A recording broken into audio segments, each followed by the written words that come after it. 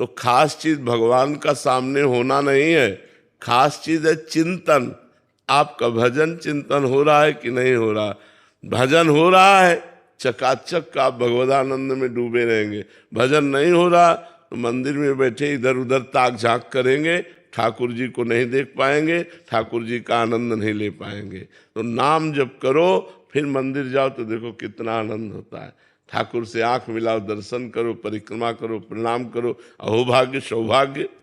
Sorry गुरु जी, भगवान का काम करना जरूरी नहीं है? भगवान का नाम लेके ही चलेगा, काम नहीं करना पड़ेगा भगवान का?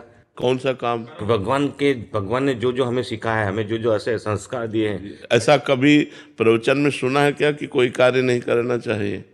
ऐसे प्रवचन में सुना है क्या कभी? सदैव सदैव प्रवचन में यही कहा जाता है कि अपने कर्तव्य का पालन करते हुए भगवान का नाम जप करो। अपना काम करते, तुम व्यापारी हो, तुम नौकरी वाले हो, तुम किसान हो, अपना कार्य करते हुए भगवान का नाम जप करो। अपने कार्य में कायरता मत करो, अपने कार्य में जो धर्मयुक्त कार्य है उसको करो।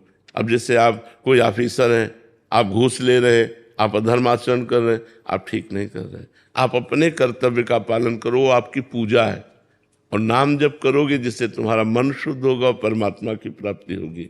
तो मामनुष्मर युद्ध से भगवान का स्मरण करते हुए अपने कर्तव्य का पालन करना, ये तो सदैव यही उपदेश होते रहते हैं। जब उपदेश होते तो यही उपदेश होते हैं। कभी ऐसा नहीं कहा गया कि आप सब काम काज छोड़ दो, ऐसा नहीं कहा गया। हम सब छोड़कर भी बैठे हैं क्या?